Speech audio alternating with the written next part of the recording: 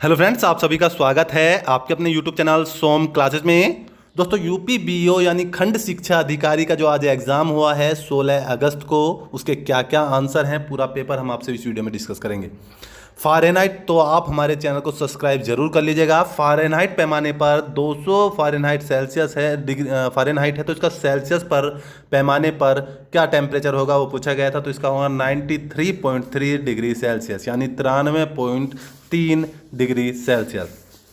अगला प्रश्न है जिसमें है सूची 1 को सूची 2 के साथ सुमेलित करना था। इसमें उपाधियों का निषेध, धार्मिक मामलों के प्रबंधन की स्वतंत्रता, अल्पसंख्यकों के भाषा का संरक्षण एवं शिक्षा का अधिकार दिए गए हैं, जिसमें बताना था कि इसका सही आंसर क्या होगा।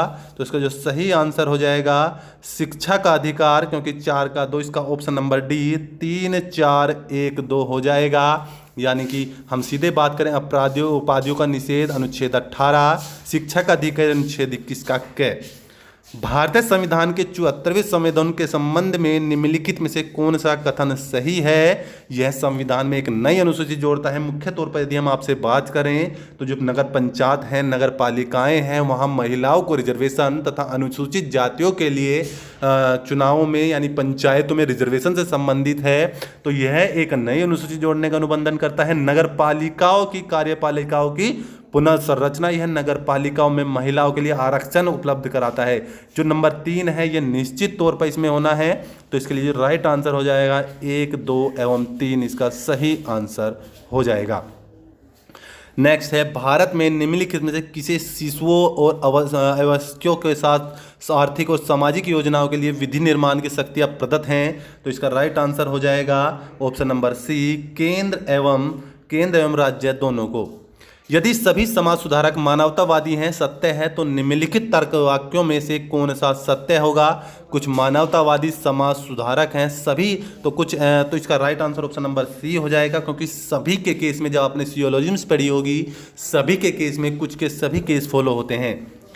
अगला प्रश्न है सूची 1 को सूची 2 के साथ सुमेलित कीजिएगा तथा सूची के नीचे दिए गए उत्तर का आपको बताना है। अंतर्राष्ट्रीय विधि के प्रति आधार बढ़ना, प्राणियों के प्रति दया भाव रखना, ज्ञानार्जन की सुविधा भावना का विकास, राज्य की लोक सेवाओं तथा न्यायपालिका को पारदर्शी से पृथक करना। इसका जो राइट आंसर हो जाएगा दोस्तों जल्दी ही कमेंट बॉक्स में आपसे हम शेयर करेंगे।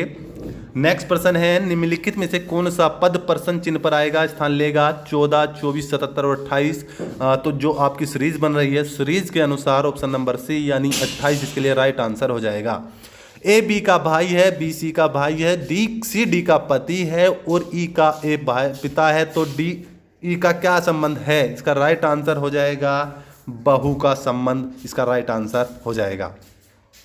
किसी निश्चित कोड में दिसंबर को ERMBCEDE लिखा जाता है, निश्चित माह में उसे ERMBVENOLE के रूप में लिखा जाएगा। इसका राइट आंसर हो जाएगा ऑप्शन नंबर डी, नवंबर। निम्नलिखित श्रेणी में x का मान क्या होगा ये पूछा गया था। इसका राइट आंसर हो जाएगा ऑप्शन नंबर बी यानी कि 13 इसका राइट आंसर हो जाएगा। रायसीना डायलॉग जो 14 से 16 जनवरी 2020 को संपन्न हुआ है कि मुख्य विशेषता यानी मेन थीम क्या थी। प्रवाही साझेदार, बहुपक्षीय, बहुध्रुविता, नेविगेशन द अल्फा सेंचुरी, उपरोक्त में से कोई नहीं। तो दोस्तों लगभग 100 देशों ने इसमें पार्टिसिपेट किया था। तो इसका जो मुख्य था नेविगेशन द अल्फा सेंचुरी, जिसकी मेन थीम रही है, जो 14 से 16 जनवरी 2020 को संपन्न हुआ है रायसीना डायलॉग। रायसीना डायलॉग आप जानते होंगे, रायसीना में राष्ट्रपति भवन भी हैं। तो नेविगेशन द अल्फा सेंचुरी इसका राइट आंसर हो जाएगा। विश्व रैपिड शतरंज प्रतियोगिता जीतने वाली प्रथम महिला हैं, तो इसका राइट आंसर हो जाएगा कनेरू हेम्पी। विश्व रैपिड शतरंज प्रतियोगिता जीतने वाली प्रथम महिला कनेरू हेम्पी हैं।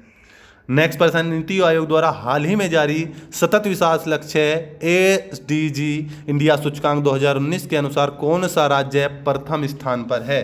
तो इसका राइट आंसर हो जाएगा ऑप्शन नंबर डी, केरल हर वर्ष की भांति भी इस बार प्रथम स्थान पर है। SDH यानी सतत विकास लक्ष्य यानी जो निरंतर विकास के क्रम में है। निम्नलिखित में से किस देश में जनवरी 2020 में भारतीय नौसेना ने ऑपरेशन वनीला प्रारंभ किया।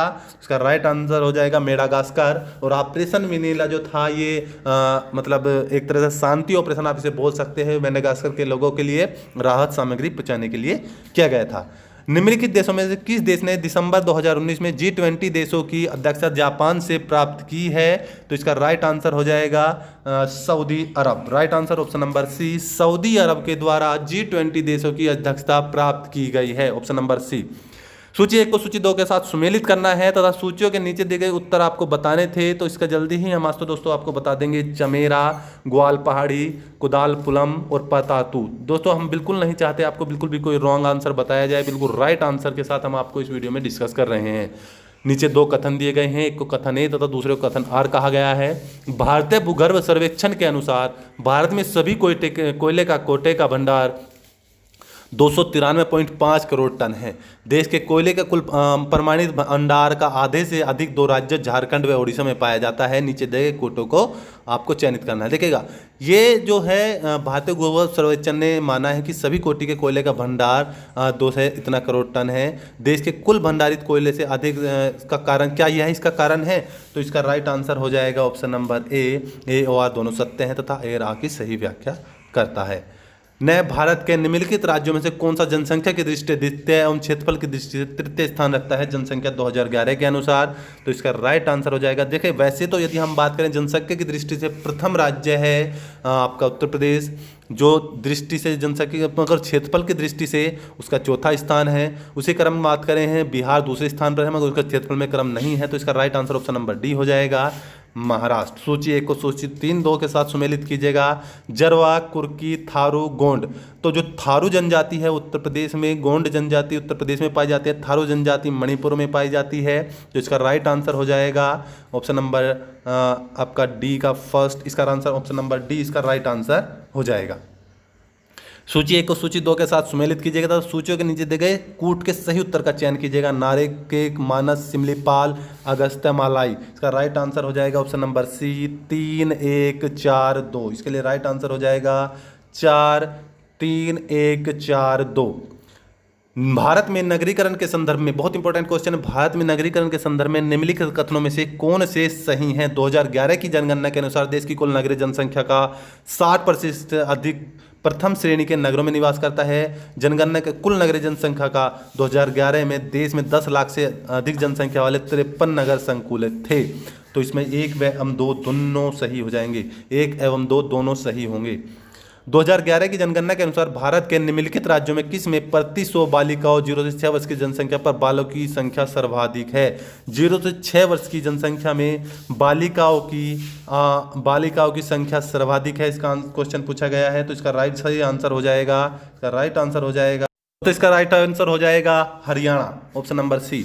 नेक्स्ट प्रश्न है, शरीर के सतह से स्वेदन परिसीन बहना जल द्वारा जल की हानि निर्भर करती है केवल वातावरण के ताप पर, केवल वातावरण की नमी पर? इसका राइट आंसर हो जाएगा ऑप्शन नंबर सी, ए एवं बी दोनों पर। नेक्स्ट प्रश्न आपका है, निम्नलिखित में कौन सा तत्व पौधों में सूक्ष्म पोषक नहीं है? तो इसका राइट आंसर हो जाएगा ऑप्शन नंबर बी, मैग्नीज जो है वह पौधों के लिए सूक्ष्म पोषक नहीं है। हीमोग्लोबिन के संबंध में निम्नलिखित में कौन सा कथन सही नहीं है? तो इसका राइट आंसर हो जाएगा, यह ऊतकों से फेफड़ों तक कार्बन डाइऑक्साइड को पहुंचाता है। रक्त में ग्लाइकोसिलेटेड हीमोग्लोबिन HbA1c का मापन निम्नलिखित में किसके संबंध में लाभदायक है? तो इसका राइट आंसर हो जाएगा ऑप्शन नंबर सी, यानी डायबिटीज मेलिटस यानी मधुमेह। भारतीय संविधान में निम्नलिखित में से किसे कर्तव्य को मौलिक कर्तव्य के रूप में निर्धारित किया गया है? तो इसका राइट आंसर हो जाएगा ऑप्शन नंबर डी, 1, 3 एवं 4। देश की रक्षा करना, आयकर अदा करना, हमारी सामाजिक संस्कृति की गौरवशाली परंपरा का परीक्षण, सार्वजनिक संपत्ति की सुरक्षा करना। नीचे 2 कथन दिए गए हैं जिसमें आपको बताना था, भारत में मंत्रिपरिषद संयुक्त रूप से लोकसभा और राज्यसभा के प्रति उत्तरदायी है। इसका राइट आंसर हो जाएगा ऑप्शन नंबर ए और आर दोनों सही हैं तथा आर ए की सही व्याख्या करता है। पंचायती राज पर गठित जो समितियां बनी हैं उनका कालाक्रम पूछा गया था कि किस किस क्रम में बनी है। तो सबसे पहले बलवंतराय मेहता समिति बनी थी, इसका right answer option number C हो जाएगा, 3, 4, 1, 2। नेक्स्ट प्रश्न है, भारतीय संविधान का कौन सा भाग केंद्र और राज्यों के मध्य वित्तीय संबंधों का विवरण प्रस्तुत करता है? तो इसका right answer option number B हो जाएगा, अनुच्छेद 11। भारतीय संविधान का कौन सा केंद्र राज्यों के बीच वित्तीय संबंधों का जो विवरण प्रस्तुत करता है? भाग 11। ए बढ़ई 6 घंटे में कुर्सी बनाता है, बी 7 घंटे में कुर्सी बनाता है, सी 8 घंटों में कुर्सी बनाता है। इस तरह का क्वेश्चन पूछा गया था। इसका राइट आंसर हो जाएगा 73 राइट आंसर। नीचे विकल्प दिए गए हैं, इसके पूछा है कि BCDEFGHIKLMNP राइट आंसर क्या होगा, तो इसका राइट आंसर हो जाएगा QRSU। यदि 1980 में भारत का गणतंत्र दिवस पूछा गया है, शनिवार को पड़ता है, X 3 मार्च को 1980 को पड़ता है, XY से 4 दिन बड़ा है, तो Y का जन्मदिन क्या होगा, इसका राइट आंसर हो जाएगा ऑप्शन नंबर बी बृहस्पतिवार। निम्नलिखित में से कौन सी संख्या प्रश्नवाचक चिन्ह के स्थान पर आएगी, है क्वेश्चन भी पूछा गया था।